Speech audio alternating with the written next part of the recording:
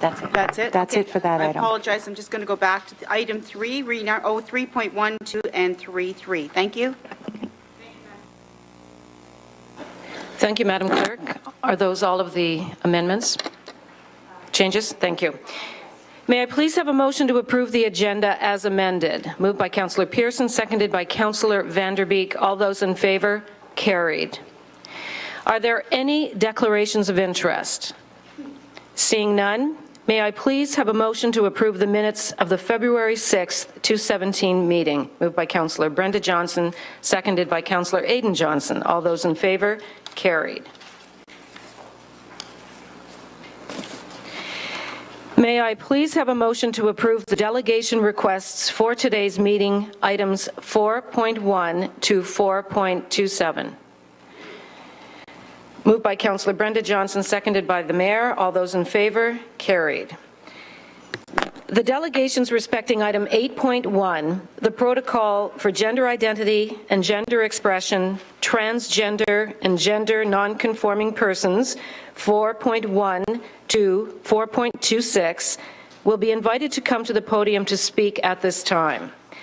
The delegation respecting item 12.2, the commercial relationship between the City of Hamilton and Canadian Contracting Limited, 4.27, will be invited to speak prior to the committee going into closed session. We have many delegates before us today to speak to item 8.1, the protocol for gender identity and gender expression, transgender and gender non-conforming persons. I will be keeping each delegation to the 5-minute time limit as per the provisions of our. Each delegate, as I stated, will be given 5 minutes and a 1-minute warning at the 4-minute mark. There will be no exceptions. I also hope that today we can prove to all who are watching today's proceedings that our community can speak to contentious, emotional, and passionate issues with the utmost respect of all people, regardless of their views. Prior to hearing the delegations, the committee will be provided with an overview of the report by Bonnie McPhail. Bonnie, can you come to the podium?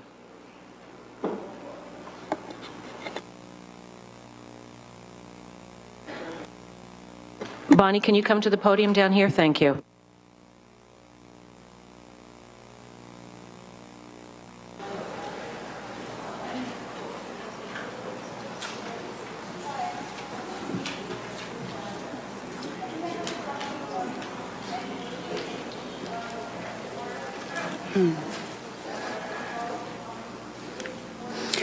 Through the chair, good morning and thank you.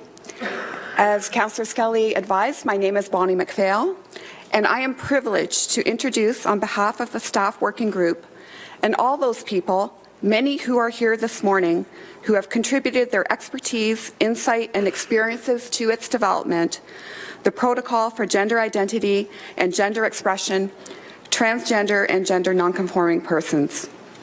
The report, which accompanies the protocol, outlines its developmental journey and staff's recommendation for its approval. By way of background, in June 2012, what is known as Toby's Law was passed in Ontario with the support of all political parties. Gender identity and gender expression were instituted as prohibited grounds for harassment and discrimination under the Ontario Human Rights Code.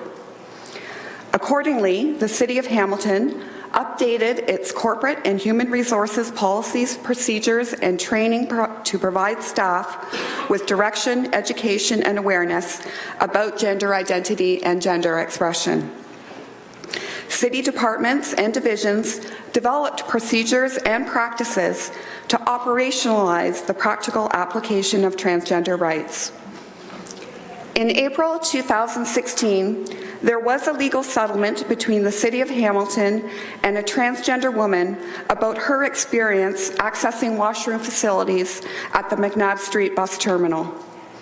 In this settlement, the City agreed to put in writing its commitment for persons to access washrooms and change room facilities based on one's self-identified gender, to be addressed by one's preferred name and pronoun corresponding to one's self-identified gender identity, and where possible, to make available all gender single-stall facilities for any person who desires increased privacy, noting that these facilities are not to be imposed upon anyone because of their transgender identity.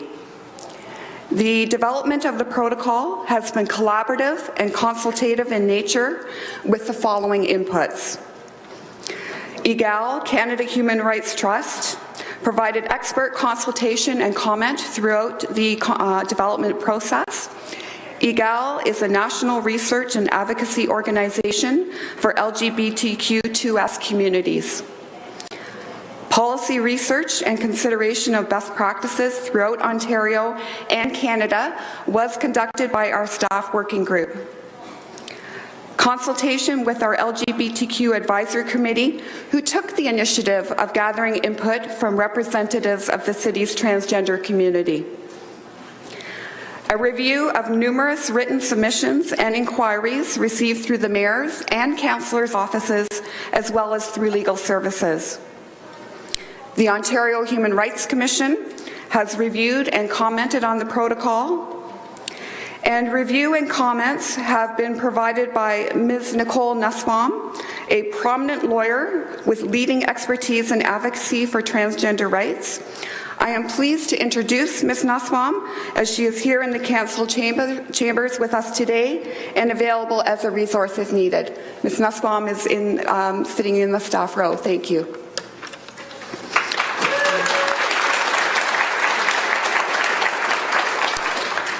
The protocol before you exceeds the requirements of the legal settlement in detailing the city's commitment to transgender rights. In our welcoming and richly diverse city, demonstrating commitment through approval of the protocol and by confirming our practices in our day-to-day operations is the right thing to do. It demonstrates our commitment to our strategic priority of having a cultured and diverse city where inclusivity is embraced and celebrated. The protocol is one piece of a long-term plan which includes informational signage near our washroom and change room facilities, a communication plan, and enhanced training and education for staff about the protocol and transgender rights. On behalf of the staff working group and all of the contributing participants, we thank you for your time and consideration. Thank you. Thank you, Bonnie. Are there any questions for Bonnie? Are there any questions for the presenter? Seeing none, thank you. The committee will now, reminder that we will be receiving all of the delegations once they have all been heard. I would now like to call Jim Enos from the Hamilton Wentworth Family Action Council to present his delegation, make his presentation. And a reminder, you will have 5 minutes to speak, and you will be given a 1-minute warning at the 4-minute mark. Thank you.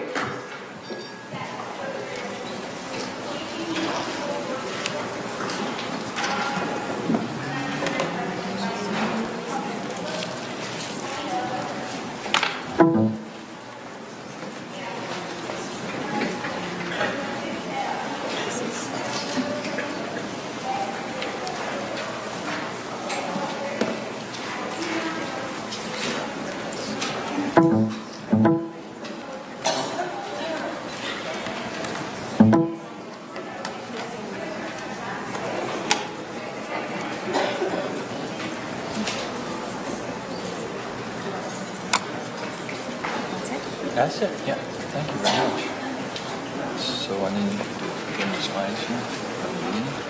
So this will work? What do I do? Oh, just by advancing it?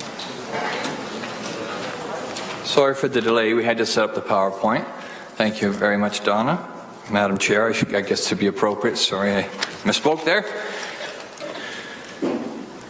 Removing fences. There is a saying, before you remove a fence, find out why it is there. This makes sense and is applicable to a transgender and gender non-conforming policy. which, if we are not very clear, will remove an existing fence which has been in place for who knows how long. Before we remove an existing fence, let's look at why it is there. Probably the most important place to look in this case, from a legal and human rights perspective, is in the Ontario Human Rights Code, which is the law. Section 20 of the Ontario Human Rights Code is a section of the code which defines exemptions to various human rights because, as the Ontario Human Rights Commission policy computing human rights states, the courts recognize that no rights are absolute and no right is more important than another right. The law recognizes that laws have limits in some situations where they substantially interfere with the rights of others.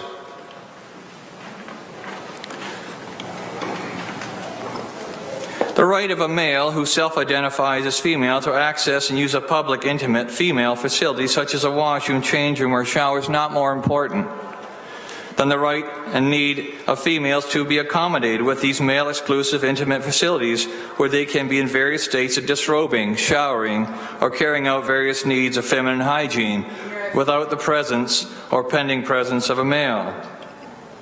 Actually, the right of a male to do so in Ontario does not exist.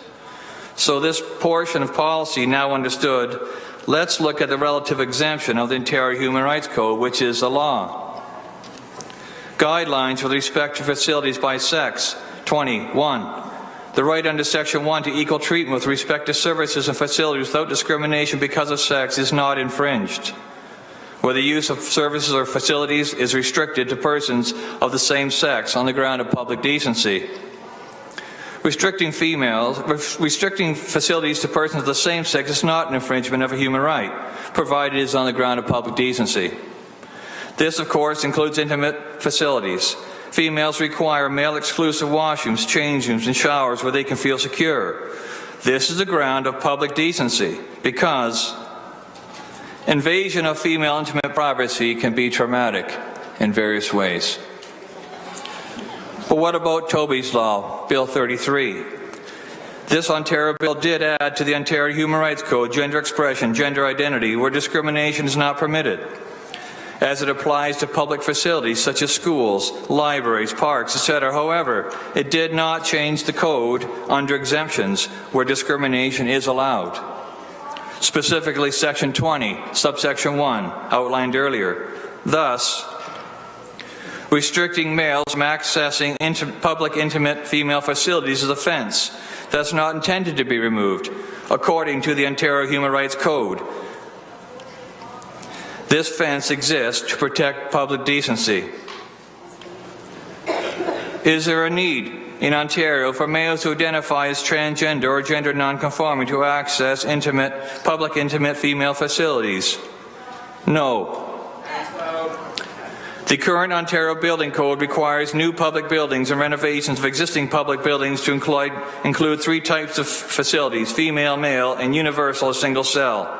All persons, regardless of their gender feelings, have the equal right to two facility choices: the facility matching the biological gender or the university facility.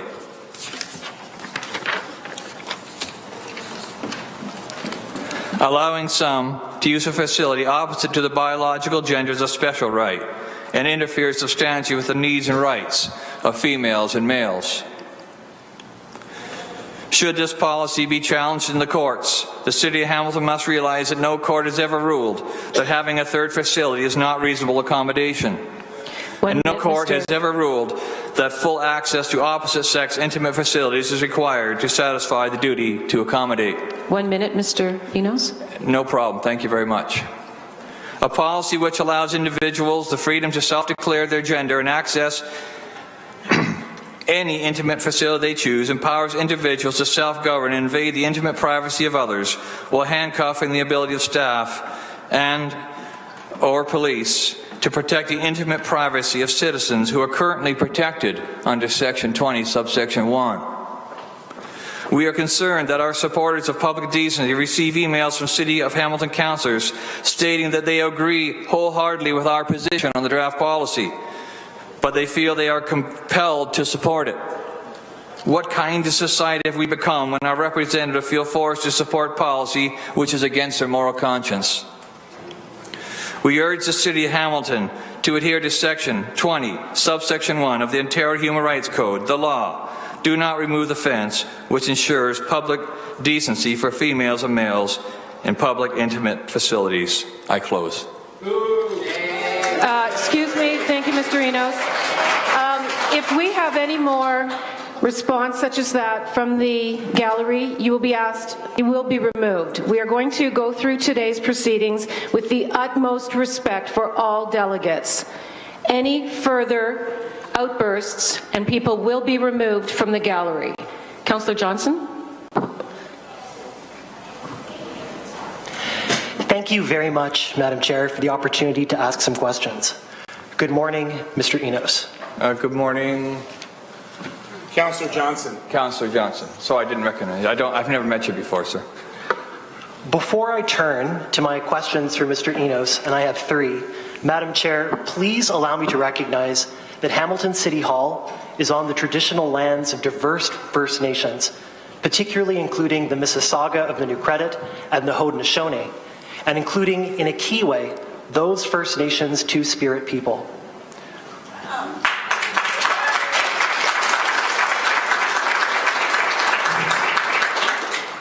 Madam Chair, we are honored to have at committee today delegations from the Two-Spirit people of the First Nations. We are also honored to have delegations representing our diverse regional transgender and non-binary communities. To all of those delegations, thank you for coming. Also with us today, we have a large number of cisgender, that is, non-transgender allies. Before I turn to my questions, please let me clarify, I will be voting for the protocol. It is not 100% perfect, but it is an important stepping stone toward true justice in our city. As I reflect on the protocol and my own vote, I remember that this coming Wednesday, the council meeting where we will be voting and discussing the protocol in final form is United Nations International Women's Day. I've been thinking a lot about the theme of International Women's Day 2017. The theme is Be Bold for Change. I'm going to preview my three questions, and they are as follows. One, these are for Mr. Enos, and I'll get to them in turn. First question, why should the city reject a protocol that helps us build our economy? Second question, very basically, do transgender people exist? Third question, does the city not have a moral duty to not stigmatize? I'll get to my questions one at a time. So the first question is inspired by the large amount of economic evidence that we now have, empirical evidence, to the effect that cities with thriving LGBTQ2S communities are more prosperous. Economists have offered a variety of explanations as to why it is that cities with thriving LGBTQ2S communities are more prosperous. And there are a couple of explanations that have been offered. The primary explanation is creative workers and professionals generally prefer to live in a cosmopolitan community. That is, communities where harassment is not tolerated and where gender nonconformity is protected. Another key reason is this. When a city chooses to invest its tax money and its mental energy into policing citizens' gender identities, that community has less tax money and less energy left over with which to build a healthy business climate and grow the economy. So my question to Mr. Enos, for starters, is this. In a time of very deep economic uncertainty, why should the city reject a protocol that helps us grow our economy? Mr. Enos? Well, that's an interesting question. I've never thought about economical terms. I didn't come here in economical terms today. I came here on behalf of my wife, my daughter, my granddaughters. Their right to be free of invasion of their intimate privacy. So on economic terms, I don't have a comment. that's fine, Madam Chair. My next question is inspired by a consistent piece of feedback that I've heard over the past year from our local transgender community through the consultation process that we've been on in order to develop the transgender protocol. Consistently, trans citizens have told me that in their conception, this debate is not about washrooms or change rooms at all. Rather, this debate is about the right of transgender people to exist in public.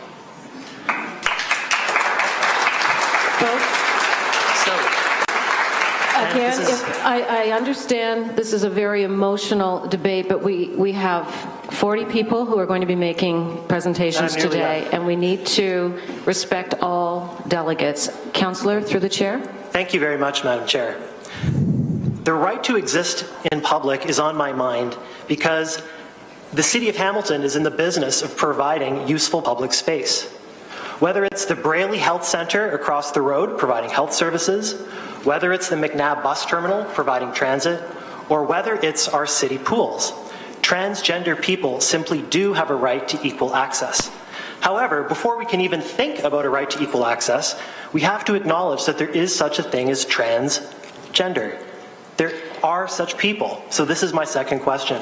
Does Mr. Enos acknowledge the existence of transgender people?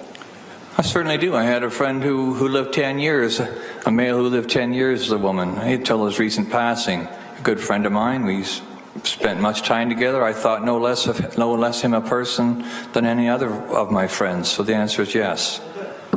And I don't know through the chair. Thank you very much, Madam Chair. I'm glad to know that Mr. Enos has had some lived experience with transgender people. I do not know the preferred pronouns of his friend. However, I'm glad that Mr. Enos had this friend. In light of this friendship, I'm dismayed that Mr. Enos would not want to protect a right to equal access. My final question, Madam Chair, is about violence. We know, Madam Chair, that transgender people, and particularly transgender women and transgender youth, face disproportionate emotional, physical, and sexual violence. And we know that transgender people, particularly including transgender women and transgender youth, make up a disproportionate number of suicide cases. The roots of violence are complex. The roots of transphobia and transmisogyny are very complex, and I don't have time to unpack them all today. But what I do know is this. The City of Hamilton has a moral obligation to never have any practices that communicate to vulnerable citizens, particularly including our transgender women and men and youth, that the violence that they face in society is in any way not inappropriate. Madam Chair, this brings me to my final question to Mr. Enos. Why should the City of Hamilton reject a protocol that helps us to decrease violence against some of our most vulnerable citizens? Why? Well, that's a fair question. I certainly don't condone violence. You'll never ever heard me speaking up for violence or writing for violence. I'm not convinced the protocol reduces violence. When we look at the situation, men and women for many, many years have been required to use facilities matching their birth gender. And there was nothing violent about that, and there was nothing hateful about that. It was a matter of respecting a female's need for intimate privacy in intimate facilities. So I don't tie asking or sticking to the law, the exemption that is in place. The law says that it's not a human right to use a gender-specific facility as long as it's based on the grounds of public decency, which is exactly what I'm presenting today. So I don't tie this protocol to reducing violence.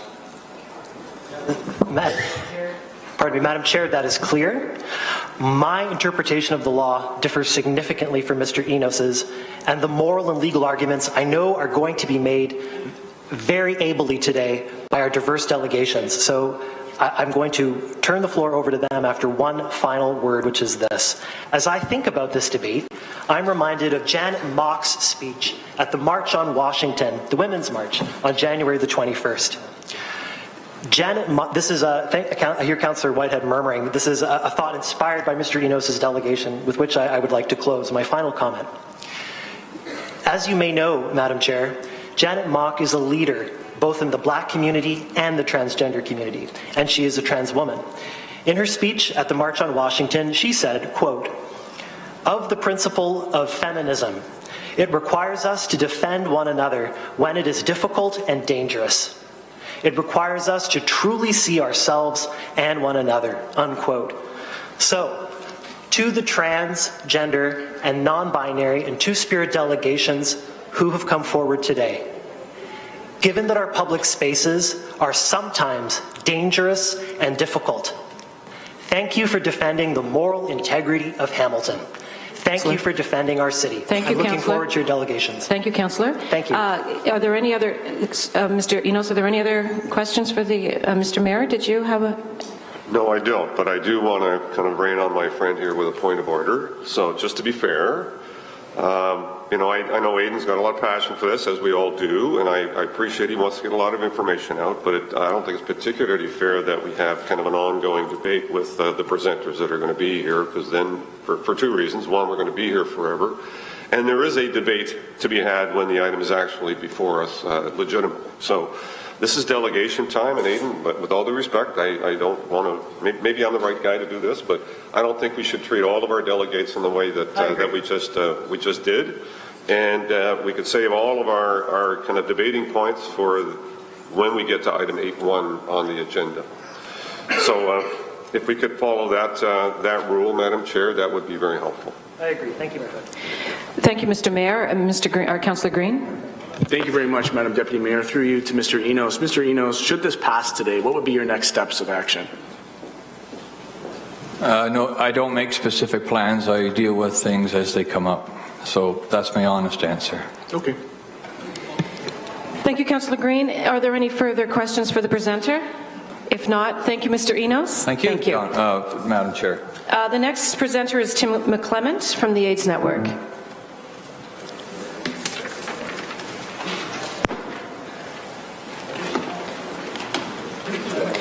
Followed by Rodney Veran from the Trinity Canadian Reformed Church. And Tim, I've been given a little bell, so I will ring the bell at the 4-minute mark. Thank you, Madam Chair. In fact, there's only one of us speaking tonight, this morning, Gabriel Byrne. I'll introduce him to speak.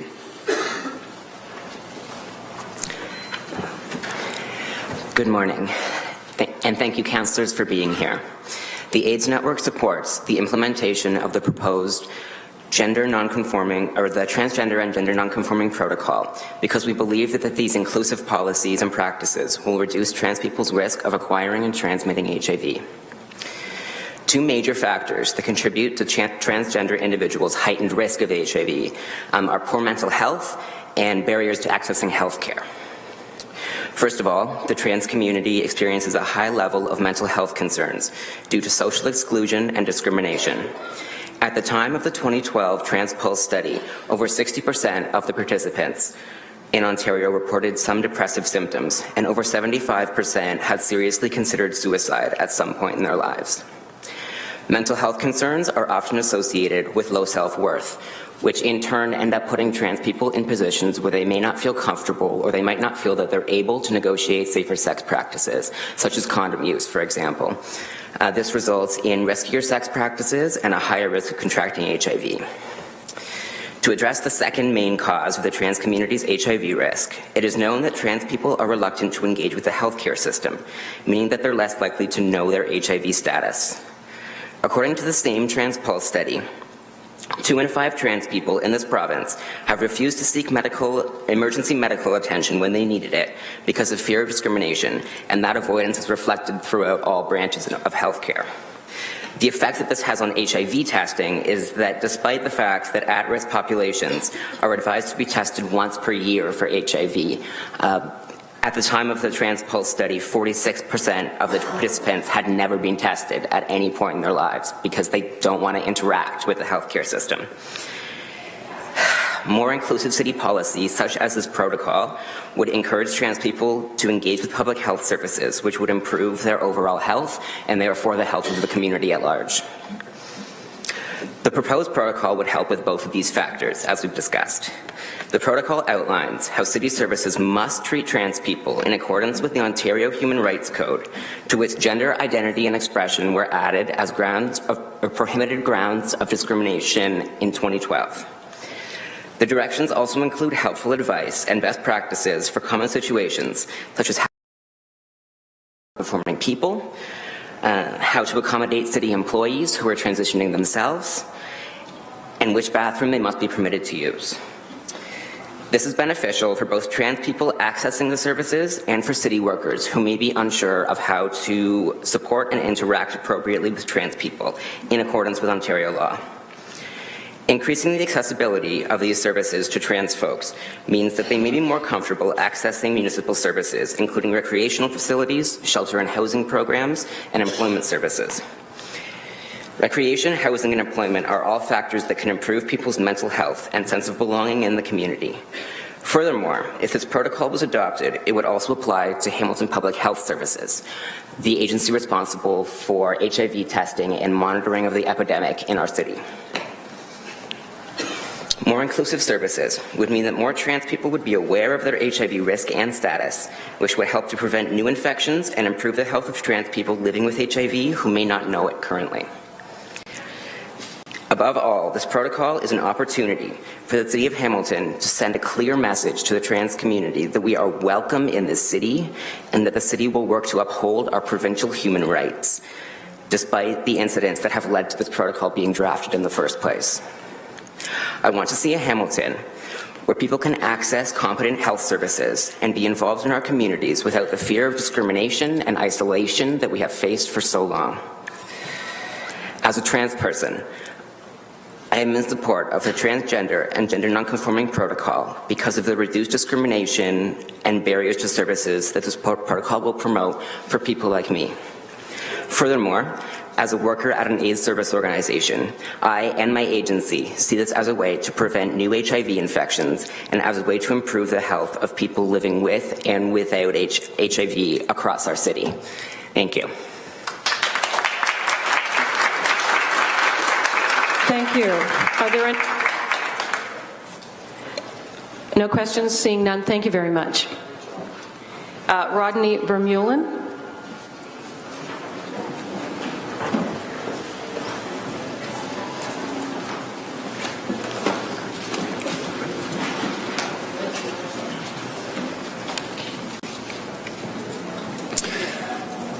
Good morning, everyone. Madam Chair, Committee, thank you for the opportunity to speak with you today. I appreciate it very much. My name is Rodney Veran, and I, together with my family, have made Hamilton our home for the past 11 years and feel very blessed to be part of this community. I also happen to serve as pastor of Trinity Canadian Reformed Church, situated just this side of Caledonia.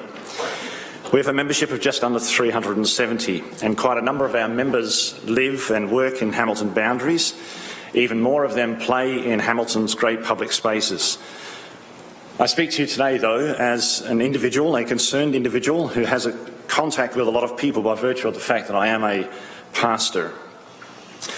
On any given Sunday, I look out over the congregation as I lead in worship, and I see lots of young boys and girls who the day before quite possibly spent some time skating on one of Hamilton's rinks or swimming in one of Hamilton's great pools. And when I consider the policy before the committee today, what I try to do as an individual is imagine the policy implemented. I tend to be a fairly practical person. I try to imagine, let's take a 10-year-old girl as our example, and let's call her, for the sake of this argument, Abigail. Abigail represents for me all girls and boys in our congregation who are between the ages of, say, 6 and 13. Her dad has taken Abigail and her brothers to the pool. Let's say Valley Park Arena there on Paramount Drive in Stony Creek, a great place I've been in a number of times. The kids are all excited. Which kid isn't when they're going to go for a swim in a public pool? Dad says to Abigail, "Okay, Abigail, go and shower, get ready, and we'll meet at the edge of the pool." So Abigail does. So Abigail does what every 10-year-old girl is expected to do. She goes to the change area designated for females. But then, I just ask that you bear with me and picture this. In comes an adult person who identifies as female but is biologically male. As I understand the protocol, such a person will have the right to access the changing facility of their gender identity. That's 5.2 of the protocol. That adult person, in Abigail's field of vision, proceeds to get undressed so as to prepare to go for a swim. And I ask you to imagine not what you think should be Abigail's reaction, but I ask you to imagine what Abigail's reaction will be. Again, not what you would like it to be, but what it will be. Remember, please, that she's just 10 years old in my example. Her reaction, and the reaction of any 10-year-old girl like her, will be, I think, a reaction based on God's design for male and female. It's the way we are hardwired. It's the way the Creator, I believe, has designed us. She is not meant to view a naked, adult, biological male body, and so will be negatively affected by it. There will be an awkwardness about that, and she will want to get out of there as quickly as possible. Such an incident, I expect, will be etched in her mind. Committee members, doesn't Abigail and all children like her have a right to privacy and freedom from that feeling of awkwardness from such a situation? What I find, committee, particularly striking is that the report on page 2 says to Abigail, where possible, the city will provide for you a single stall and washroom or change room. And if it isn't possible at that particular facility, she, as 10 years old, has to go and ask for that additional privacy. That's the protocol 5.4. And then the staff at that facility have to determine if she has a bona fide reason for her request. Are you going to put our 10-year-old girls through that?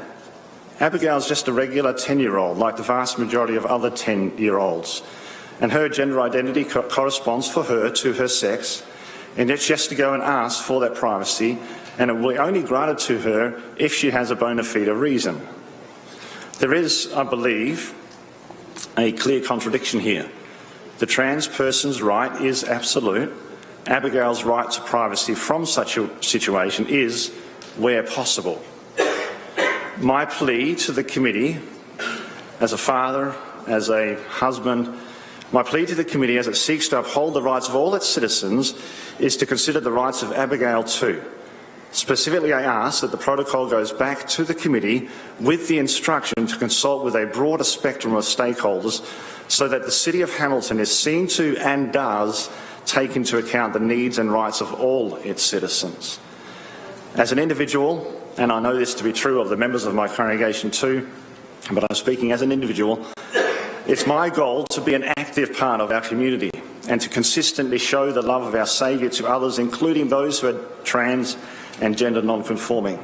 And I believe that this is entirely possible without compromising in any way the comfort and well-being of Abigail and all her children, and all children like her. Madam Chairman, thank you for your time. Thank you, sir. Are there any questions for the delegate? Seeing none, thank you. Our next presenter is Vilma Rossi and Michelle Poirier, Equity and Inclusion Office, McMaster University, followed by Will Rowe. Hello, and thank you for the opportunity to speak in support of the protocol for gender identity and gender expression. My name is Michelle Poirier, and I am here on behalf of McMaster University's Equity and Inclusion Office. Our office is available to all staff, students, and faculty members who have concerns related to discrimination, harassment, and sexual violence. Our office also provides training and works on a range of equity-related projects, including a trans inclusion project. This project is being implemented with members of transgender and gender non-binary communities on campus. I would like to begin by acknowledging that Hamilton is on lands protected by Dish with One Spoon Wampum Agreement and the traditional territory and waters of diverse First Nations, including those nations people who identify as Two-Spirit.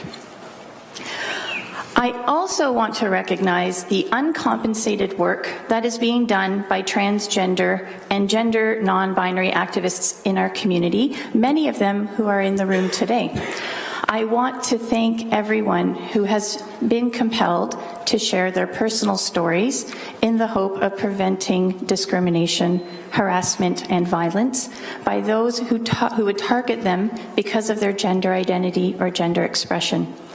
Harassment and discrimination against transgender and gender non-binary members of our community is a violation of their legally protected human rights under the Ontario Human Rights Code. Human rights are not up for debate. People who are transgender and gender non-binary have legal rights to the guidelines that are proposed in the protocol. They have a legal right not to be harassed. They have a legal right to participate fully in the life of the community and to access services provided by the City of Hamilton without discrimination. So let's take a minute to talk about evidence. The Protocol for Gender Identity and Gender Expression is supported by current research. Leading internationally renowned scholars in the humanities and social sciences have clearly established that gender identity and gender expression are complex phenomena insufficiently explained or understood through conventional gender binaries that attempt to neatly separate gender difference into two discrete categories. More importantly, the inaccuracy of dividing people into two discrete categories is evidenced by the people who are here today. We do not, and we will not, fit into narrow gender binaries. By supporting the protocol, you can feel confident that you are supporting an evidence-based approach to advancing and protecting the human rights of all Hamiltonians. So let's talk about myths. Opponents to the protocol will spread misinformation suggesting that transgender and gender non-binary people are a threat to women in public washrooms and change rooms. There is absolutely no evidence to support this claim. There is not a single account of a transgender or gender non-binary person harming a woman or a child in a public washroom.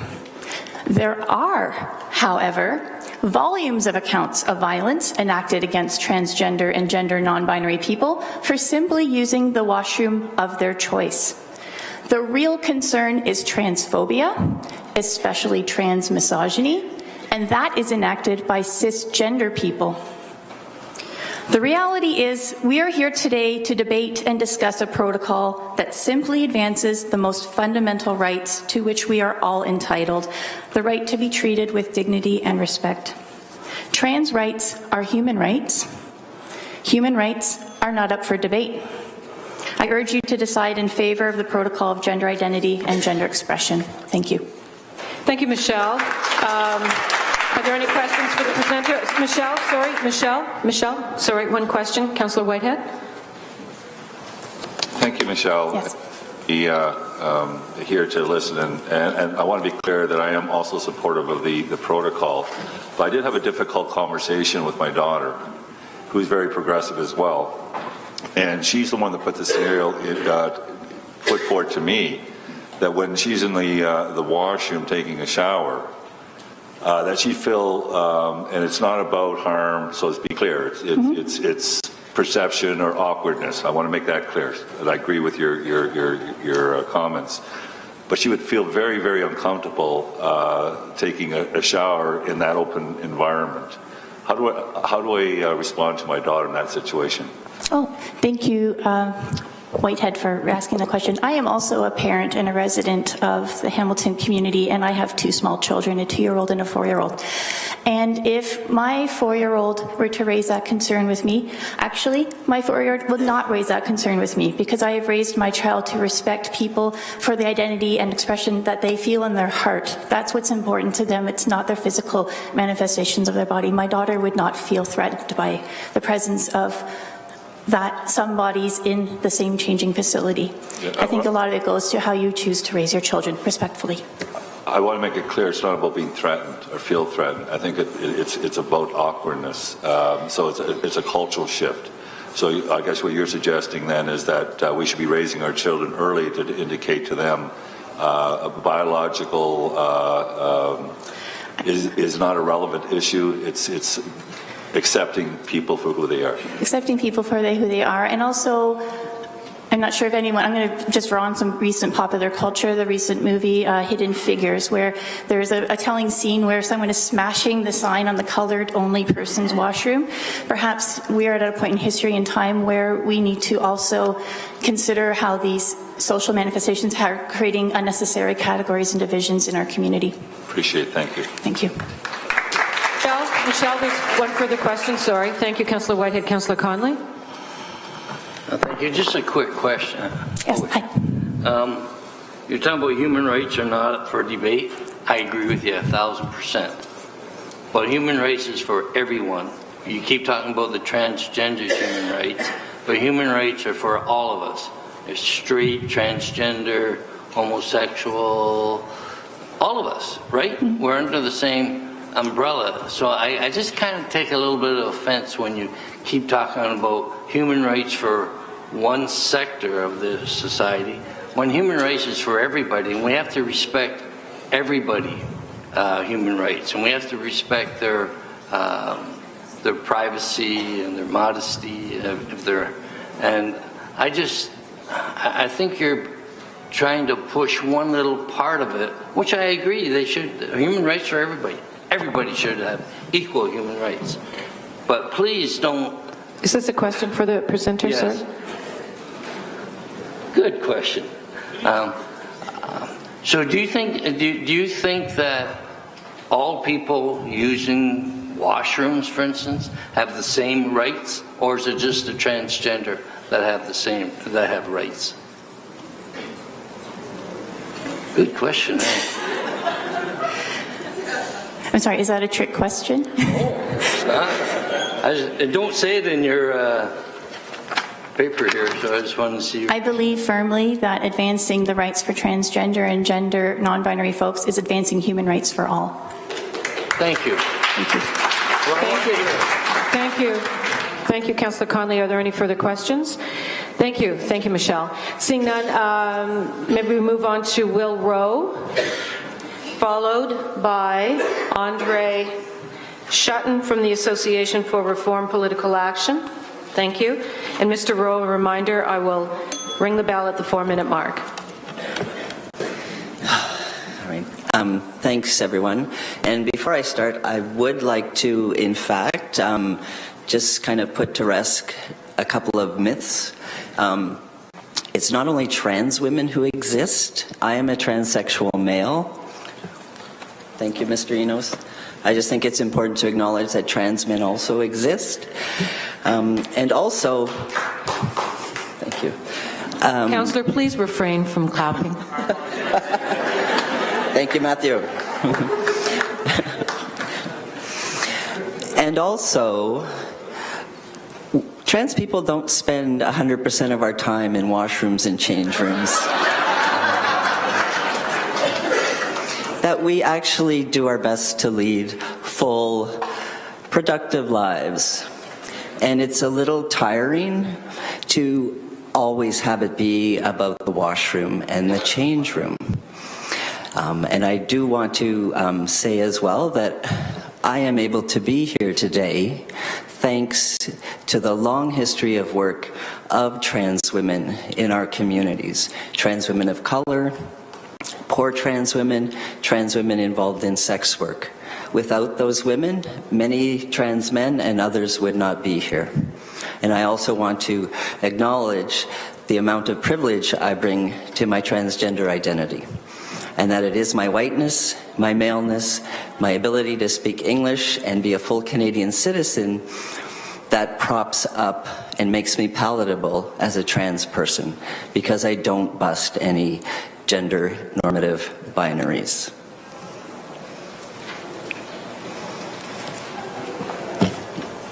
I'm hoping to be brief. A couple of points, however. This is not the first time that Jim Enos and I have gone back to back in one of these committees. In fact, it was 2012 that Mr. Enos and I brought to councillors' attention that this was going to happen. Let's not refer to anybody else by name, please. Thank you. Keep your comments to without using any names. Thank you. Okay. Now you've thrown me off. Okay. Previous presenters, thank you. So I would like to suggest to previous presenters, because I do feel that there is a tenacity in the work that they do, and I want to respect that and appreciate that. But I also think that you may end up on the wrong side of history in this debate. And I hear you when you say that you are fearful for women and children. And so what I would like to recommend, though, that if you are truly, truly invested in the integrity and respect of women in your communities, that perhaps you put that tenacity towards other issues that would actually do much more than continue to protect women and kids other than in the washroom setting. Things like continued access to reproductive rights. Things like leadership amongst your own congregation. Things like not counseling women to stay in abusive relationships. Things like fighting in places like this for more funding for violence against women. These are the bigger issues, and these are the things that will protect women.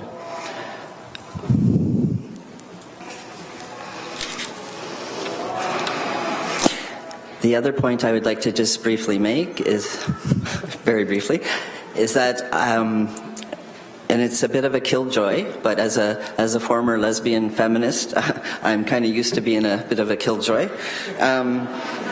fact, I have a long history of it. And so I do appreciate the work of Councillor Green and Councillor Johnson and others.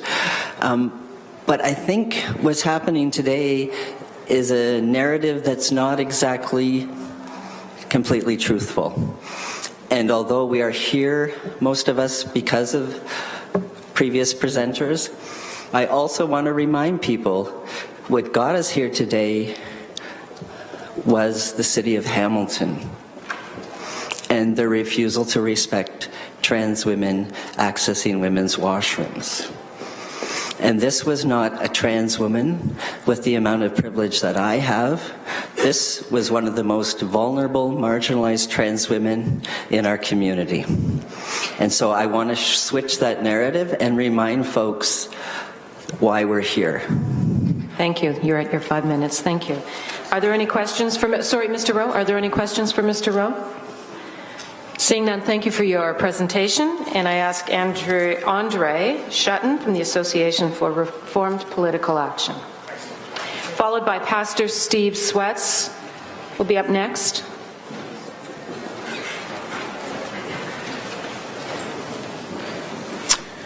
Good morning, Madam Chair. Thank you very much for having me. My name is Andre Schutten. I'm a native of Hamilton, Hamiltonian by birth. I'm also a constitutional lawyer with a law degree from the University of Ottawa, a Master of Laws degree from Osgoode Hall, and a certificate in human rights law.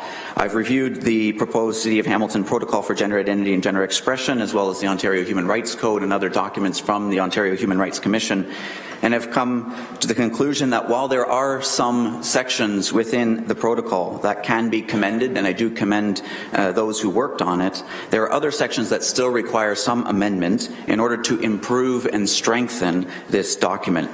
In particular, the protocol lacks proper balancing of rights, which is a major requirement in human rights law. It also underplays the role of the Ontario Human Rights Code in protecting spaces which are segregated by sex. It also fails to account for other constitutional rights and protections, including the freedom of expression. It employs vague and ambiguous clause construction such that clarity on rights and on obligations is lacking, and also failed to consult with other reasonable stakeholders for broader perspectives. So just a couple of comments on the things that are worth commendation and should remain. I note that Section 1 on the privacy and confidentiality in the protocol, page 4, is an excellent section and should remain as it's written. It should be applauded.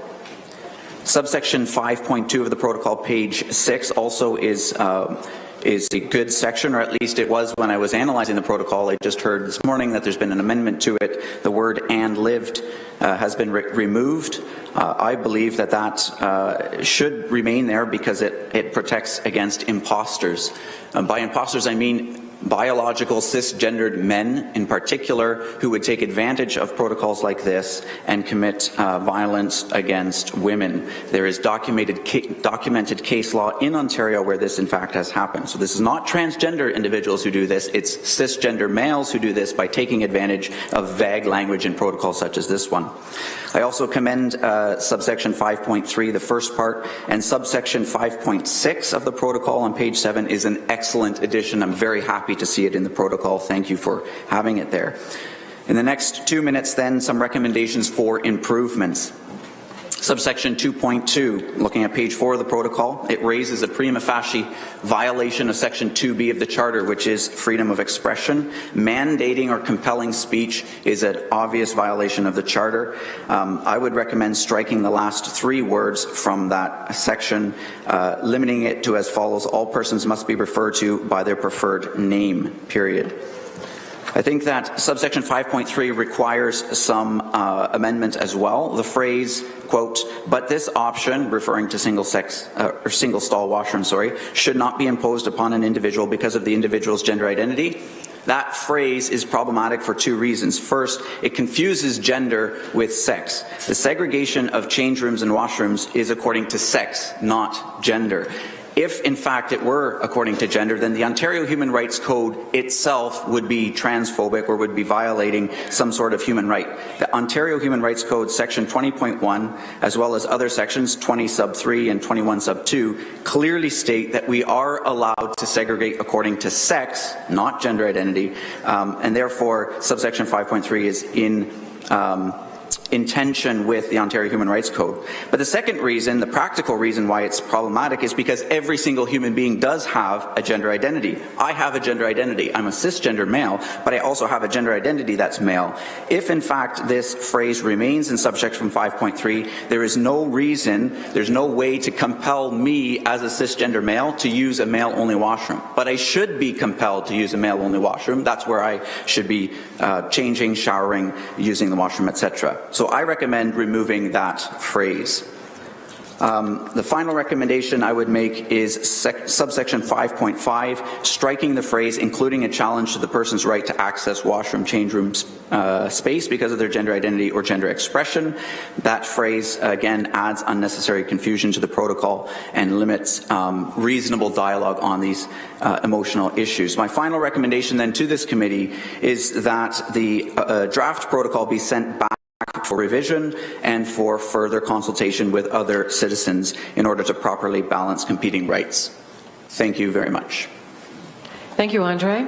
Are there any further questions or any questions at all for the presenter? Seeing none, thank you for your presentation.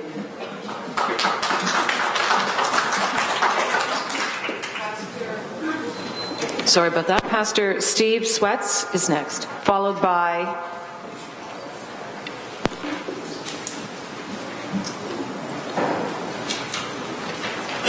I'm hoping I'm pronouncing this correctly, Violeta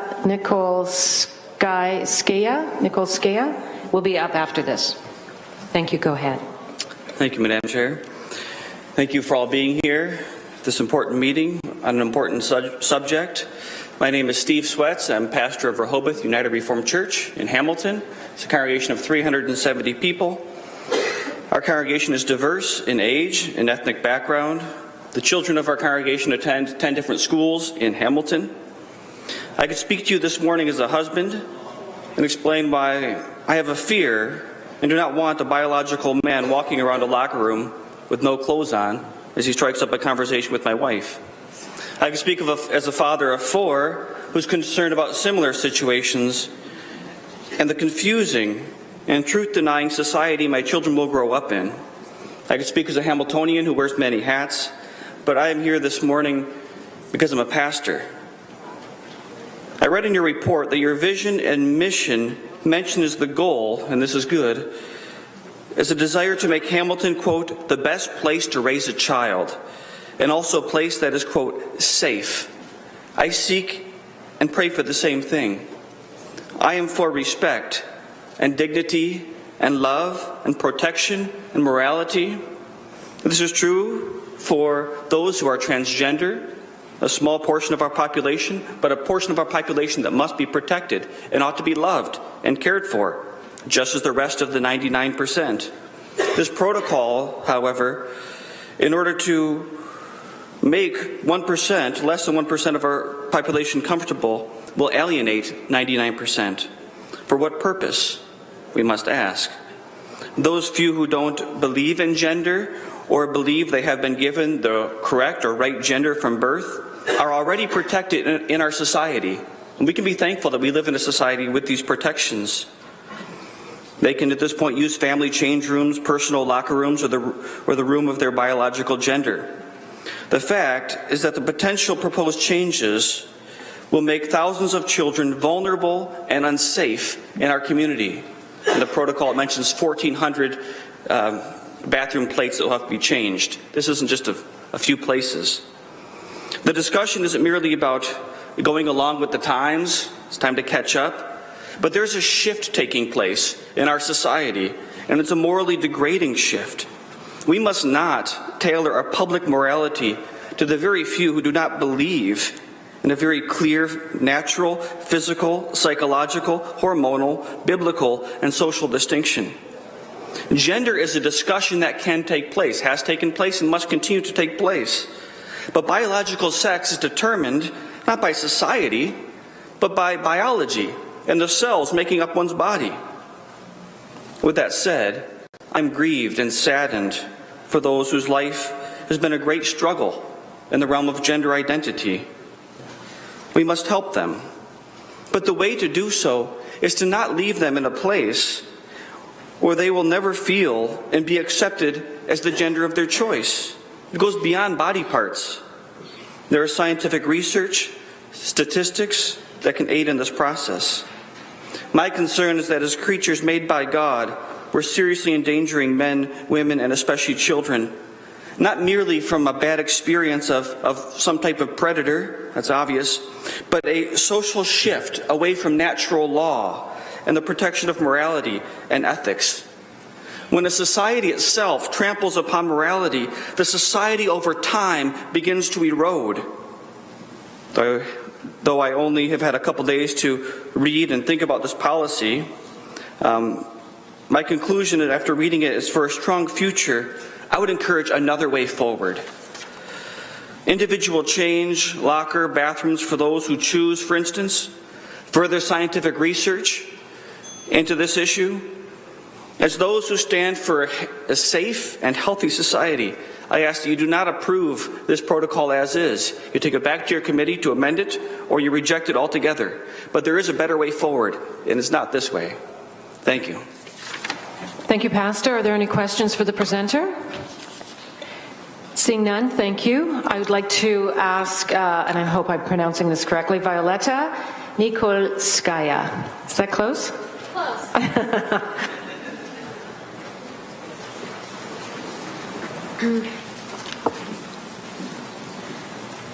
All right, good morning, Madam Speaker and Madam Chair. So thank you for the opportunity to address this very important protocol today. My name is Violeta Nikolskaya. I'm currently serving as the chair for the Lesbian, Gay, Bisexual, Transgender, Queer Advisory Committee for the City of Hamilton. The advisory committee exists to eliminate barriers experienced by the LGBTQ community by giving voice to the perspectives of LGBTQ individuals and evaluating the city on its related efforts. We accomplish this by making recommendations and advocating for improvements. We were consulted on a previous draft of the Transgender and Gender Non-Conforming Protocol. The advisory committee organized a public consultation with members of the transgender and gender non-conforming communities. This facilitated conversation was reported to the Protocols Working Group. The Advisory Committee has since reviewed the final version of the protocol, and we stand firmly in our support of the protocol. We see the final version of the protocol as having adopted the feedback provided to the working group, of which we thank, and the Advisory Committee stands in solidarity with the trans and gender non-binary communities, and we would strongly advise the Audit, Finance and Administration Committee to approve the protocol for gender identity and gender expression, transgender and gender non-conforming persons. One of the Advisory Committee's guiding principles is that LGBTQ people benefit from equitable access to employment opportunities, city services, and programs. This protocol bridges a current gap between established human rights and full accessibility of city services and opportunities. The purpose of the protocol is, and I quote, to provide employees with clear guidelines regarding actions and behavior that is inclusive and respectful of all gender identities and expressions. This protocol has been developed to raise awareness and understanding of our shared obligation to promote the dignity and equitable treatment of all employees and members of our community, regardless of their gender identity or gender expression, end quote. This is not a controversial purpose. This is not a controversial protocol. This is a necessary and important step for the City of Hamilton to take to best promote the dignity and equitable treatment of all members of our community. To quote the City of Hamilton's own harassment and discrimination prevention policy, the City of Hamilton is committed to maintaining an inclusive workplace climate that promotes mutual respect for the dignity and worth of each person, end quote. This protocol, along with the multitude of good directives that it provides, helps to solidify an inclusive workplace climate that promotes mutual respect for the dignity and worth of all transgender and gender non-binary individuals who are and will be employed by the city. I would also like to quote the City of Hamilton's own equity and inclusion policy. Quote, Hamilton City Council management and staff, through the equity and inclusion policy, commits to meeting the needs of the city's underserved communities when meeting the needs of all of its communities, end quote. The trans and gender non-binary communities are currently underserved and underprotected in the City of Hamilton. This protocol makes significant strides towards the collective goal of building a local framework for the human rights that are already enshrined by law for transgender and gender non-binary citizens of Hamilton. Approving this protocol is an important step in a long-term process in ensuring that all members of our beloved City of Hamilton have equitable access to its services, programs, and opportunities. Thank you for your time and for indulging me in this conversation. Thank you, Violeta. Are there any questions? Oh, sorry, Councillor Green. Just a quick comment, Violeta. I just wanted to thank you for your leadership and your work in this committee and in that working group to bring us to this place. You've presented today a very clear, thoughtful, and deeply nuanced perspective, and I just wanted to thank you for that. Thank you. Any further questions? Thank you, Violeta. Our next presenter is Cole Gatley, followed by Colleen Mettig.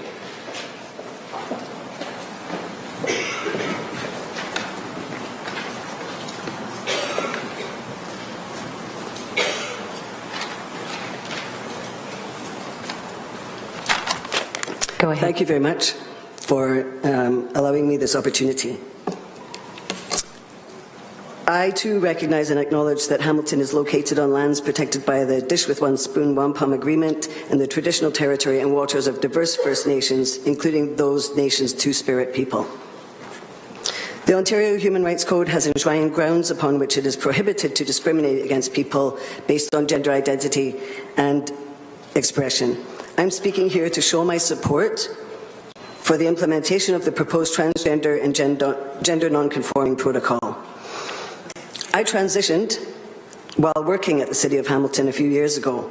My experience was largely positive. I had supportive co-workers and I have a lot of education, giving me the voice and the privilege to stand up for myself and other trans people when facing discrimination or exclusion. I spent most of my time advocating for the rights of marginalised people to have access to safe, affordable and sustainable housing. I am also very much involved, along with other trans Hamiltonians, with also over 20 doctors, nurses, social workers and pharmacists in building Hamilton's capacity to deliver evidence-based, accessible healthcare to trans Hamiltonians. Trans people are contributing their skills, commitment and passion, uncompensated, which I'd like to echo Michelle Poirier, to helping make Hamilton a great place to live, work and play for everyone. While I was working at the city, I worked with everyone experiencing barriers to housing and healthcare, regardless of gender identity. Something I learned very quickly is that our system is set up to privilege those who fit neatly within the status quo, white, middle class, heterosexual, cisgender, and to marginalize those people whose gender identity or sexual orientation or cultural identity or mental health is other than those of members of the dominant group. We're hearing many statistics illustrating the struggles of trans people face in Canada today, so I won't spend too much time going over them. But one stat that has always stood out for me is the one that tells us that 2/3 of trans people in Ontario have ever avoided a public place 3 or more times because of fear of violence or being read as trans. A public place is the grocery store, the bus, the sidewalk, the hallway outside your apartment, the public washroom. I know at least one trans woman who was too uncomfortable to come to City Hall today to join us. I've never read about anyone being threatened or terrorized by a trans woman in a public washroom, yet I have heard many stories of trans people being terrorized by cisgender people when using a public washroom. Trans women are women, period. Not female, not trans, not gender non-conforming. Trans women are women. Almost 10 years ago, I volunteered my time to work with others to develop the Hamilton Wentworth District School Board's equity policy on their steering committee to create a policy that would protect LGBTQ students from bullying, harassment and exclusion while at school.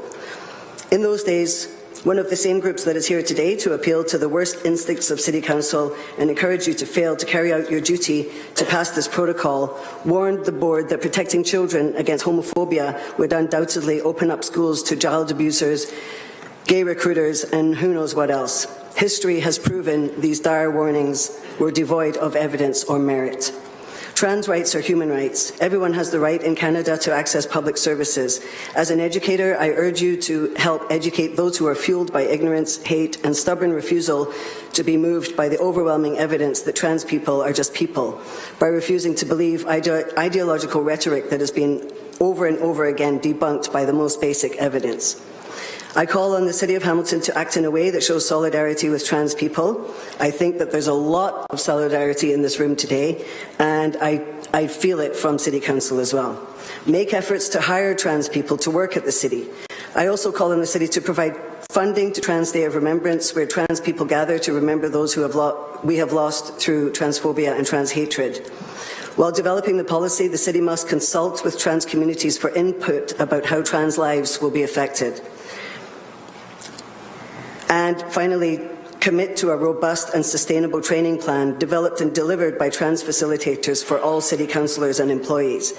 This is a great day for solidarity in the City of Hamilton, and I hope you make the right choice. Thank you very much. Thank you, Cole. Cole, if I may. Sorry. Councillor Green. Thank you very much, Madam Chair. Through you to Cole. Cole, you mentioned the Trans Day of Remembrance, and I'm wondering if you might just want to comment on kind of what that means locally or nationally, statistically, as it relates to murders and or suicides, tragic losses of lives. Yes, we know because of discrimination, transphobia, trans hatred, that trans people are overrepresented amongst people who are attacked and murdered on a regular basis. I just heard that in the US, in the first 2 months of this year, 7 trans women of color have been killed for being trans. So trans women, especially trans women, but also trans men and gender non-binary people face inordinate amounts of danger, worries about safety. Even, people won't even leave their apartments for fear of being attacked. So Trans Day of Remembrance is our way of getting together and remembering those people and vowing to further the rights of trans people to live with dignity and without fear in the City of Hamilton and in the rest of the world. Just as a follow-up question to that, we heard a previous presenter talk about Hamilton being the best place to raise a child. Is it your opinion that trans youth are susceptible to a higher level of suicide and self-harm in that regard? It's not just my opinion. There's evidence out there that it's actually true. The TransPulse study from Ontario said that on a daily and weekly basis, students in high schools here, 23% of trans students have heard negative talk about trans people from their teachers. So we have teachers who are, it's supposed to be, educating our youth and protecting our youth from danger and discrimination. Also, most teachers don't do this, but there are many teachers who do it. And there is, then you think, well, if there are teachers out there who agree with the lack of rights for trans people, then that means that when bullying and hatred and violence happens in schools or outside of schools with youth, that it's going to be sanctioned, it's going to be okay. We do know that trans youth are much more susceptible to suicide because of family breakdown, being kicked out, lack of resources, etc.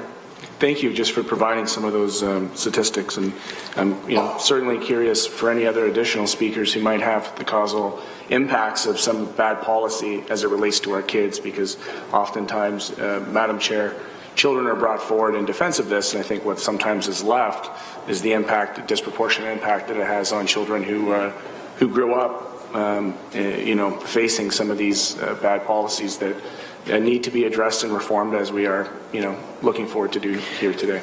I would just say one more thing, that young people are very smart and are very open to, learning. And I think that we do a disservice to children when we say that children are running around being fearful of trans women as well. If I could, just one more question on that, because I've been struggling with this again, Colleen, and I know that your work in the city has been fantastic. We're hearing lots of stuff about, this traumatizing experience of children in public washrooms. Is it safe to say that currently, without this policy, there are trans people who are engaging in public washrooms already, currently? Yes, yeah. And so what strikes me is that I've yet to hear an anecdotal, specific example by anybody presented that they've actually had that encounter and it was a traumatic one. So this hypothetical, what I would call the straw man, and I say straw man in a gender-specific way, is one that's interesting, because I've yet to hear of anybody coming in directly impacted with their child to say, I had this experience. Would it be your assertion, and you kind of alluded to this earlier, that when trans people are in public, they make almost every effort to go above and beyond to not subject themselves to the violence in these situations? And so would you just care to comment and elaborate on that? Well, I just want to say that there is no documented evidence ever of a trans woman attacking a child or a woman in a public washroom. But yet, as Michelle Poirier said, there are legions there's loads of evidence out there, anecdotally and documented, of trans women especially being attacked in washrooms. Trans men are attacked as well. And so there's lots and lots of evidence that trans people are vulnerable and are being subjected to violence in public spaces, whereas the argument that is overriding, saying that trans women are actually a threat, is it has no water, no basis in evidence whatsoever. Just an interesting follow-up to that. In fact, a previous presenter actually presented that it's the cisgender men who are perpetrating the violence. Do you have any recommendations that might help prevent attacks from cisgender men in these situations? I think definitely, our judicial system needs to respond to violence against women, in very wholehearted ways. We have organizations here to help women who have experienced sexual assault, and there are programs out there for cisgender men, but cisgender heterosexual men, I also want to emphasize that the 95% of perpetrators of violence against women and children are heterosexual cisgender men. That, for me, is something anecdotally that we would probably all recognize, and in fact, it's been presented here by previous speakers. And yet here we are debating something that actually has no evidentiary standing in terms of its impact or threat. So thank you for bringing those points forward, and I certainly appreciate your work and leadership. Thank you. Thanks very much. Thank you. Are there any questions, further questions for Cole? Thank you, Cole. Seeing none, Colleen Mettig, followed by Autumn Getty from the Trans Peer Support Group, will be up after. And Colleen, just a reminder, I will be ringing the bell at 4 minutes. Thank you. And if you see, by the way, to people in our gallery, if you see some of our councillors coming in and out of the lounges, they can hear the proceedings in the main area and in their office space. Thank you. Thank you. I'd like to first of all state that if my voice fails during this presentation, I apologize. I've been fighting a bad cold all week. Nevertheless, I'd like to also point out to some of the previous presenters who have raised alarming feelings about the prospect of men being in female gendered spaces. I am the sort of woman that they are worried about. And one thing that has not yet been pointed out is that when transgender women are in the process of transition, which for many of us involves surgery eventually, and in order to qualify for that, we are required by the medical profession to live in our target gender for a period of at least 1 year, and that's 24/7. We don't have the option to say, sorry, I need to dress up as a man now because I have to go to the washroom. Now, we are expected to live as women full-time. I'd also like to point out that transgender people have existed in every culture, in every land, and in every time. Going back to the beginning of time, transgender is not an invention of 20th century medicine. It is not a moral choice. It is not something that we decide one day, I think I feel like a woman today, I'm going to go use the women's room. That's not how it works. What does happen is that people who, through an illiterate and misguided interpretation of the Bible, or complete misunderstanding or lack of understanding or deliberate lack of understanding of what some people go through, seek to spread fear among the population. So they bring out this image of a man going into a female gendered space like a shower. First of all, trans women are not men. I heard a previous presenter talk about a friend who lived for 10 years as a woman and constantly referred to this so-called friend as with male pronouns. I'm sorry, but if this person transitioned and was living as female, this person was to be considered a woman and made use of female pronouns. That is just basic human decency. This image of a large, burly man walking into a women's shower and frightening little children just doesn't happen. First of all, when someone like me is transitioning and we are making use of female gendered spaces in public, the very last thing we want to do is to be noticed, to be called out as being trans. A lot of this has to do with the stigmatization of the trans community, which is furthered by things like public campaigns where a picture of a man walking into a lady's shower is coupled with the phrase, "Competing human rights, where's the justice?" The obvious ploy there is to state, first of all, that trans women are not women, they are men, so that by allowing this, we're allowing men into these spaces. Nothing could be further from the truth. There's also nothing morally degrading about me. I think my children would agree with that. I think to talk about me as a morally degrading person is itself morally degrading. Thank you.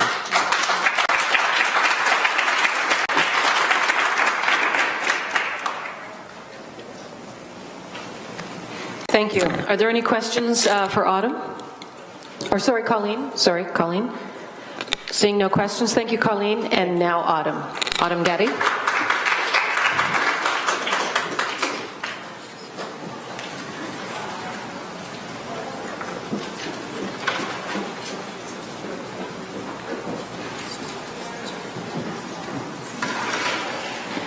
And a reminder, Autumn, I will be ringing the bell at the 4-minute mark. Thank you.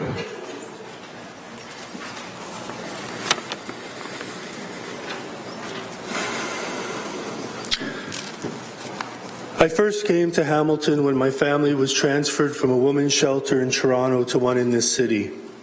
We had suffered a great many things: the violence of my alcoholic stepfather, extreme poverty, the isolation of both my brothers from the family, and repeated sexual assault.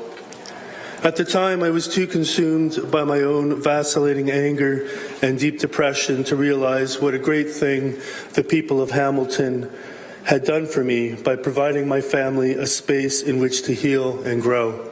I thank you for that. Today I serve as a facilitator of the Trans Peer Support Group in Hamilton. Through this service, I have made myself familiar with the realities transgender and gender non-conforming people face every day. According to the Trans Pulse Project to Inform Human Rights Policy, 35% of Ontarians who are transgender consider suicide each year, and 30% actually attempt it. This high rate of mental distress can be attributed to the pronounced minority stress transgender people experience. This kind of stress can be the result of external factors such as the loss of employment or experiences of violence, or internal factors relating to a transgender person's self-image. This may occur due to the expectation of rejection, concealment of their identity for reasons of safety, or internalized transphobia. It is easy to see how these internal factors might be improved by the adoption of this protocol. Indeed, in the meeting I facilitated to get feedback from the transgender and gender non-conforming communities, it became clear that many felt that the adoption of the protocol would affirm their gender identities and lead to less social stigma.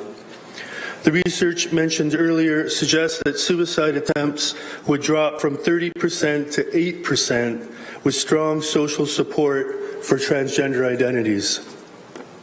It is by now a commonplace argument that allowing trans women to use facilities intended for women will open the door to sexual assault in those facilities from men pretending to be female.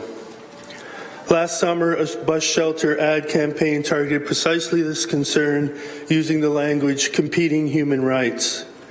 There is no competition in this case. Trans women stand with women and girls in the struggle against sexual assault. How I wish some of the previous presenters had been with me all along. They could have proposed that men no longer be allowed to have the newspaper delivered to their door, thus preventing the first act of sexual aggression against me. Or they could have insisted that boys not be allowed to play hockey together, preventing a sexual assault perpetrated upon myself and my brother. Perhaps a powerful party member could be induced to demand that every person sleep in a room by themselves to prevent the ongoing sexual assault I endured for 6 months from a family friend. Or they could have warned me when, as an adult, I offered to let a friend sleep over because he had missed his last bus home. We know they would have done none of these things, for they claim to be concerned only about girls. But I don't believe they care about girls at all. It's an emotional appeal to your protective nature and to the fact that you care about girls, a fact that does you credit. But we're all a little too smart for that. To quote their favorite book, God has not given you a spirit of fear, but of love and of power and of a sound mind. In closing, I remind you of the great social wealth we are currently squandering by not providing assurances that transgender people can make a full contribution to the life of our fine city. I myself am an example, for I have repaid the city its kindness to me by making it known across the country in my poetry, for which the city itself has recognized me. I humbly ask that you pay myself and my trans sisters and brothers another kindness, for which you will be amply rewarded in the future. Thank you, Autumn. Please, folks, I'm asking, please refrain from any outbursts, please, thank you. Are there any questions for Autumn? Seeing none, thank you, Autumn. Rabbi Jordan Cohen is next, followed by Dr. Karis Massarella.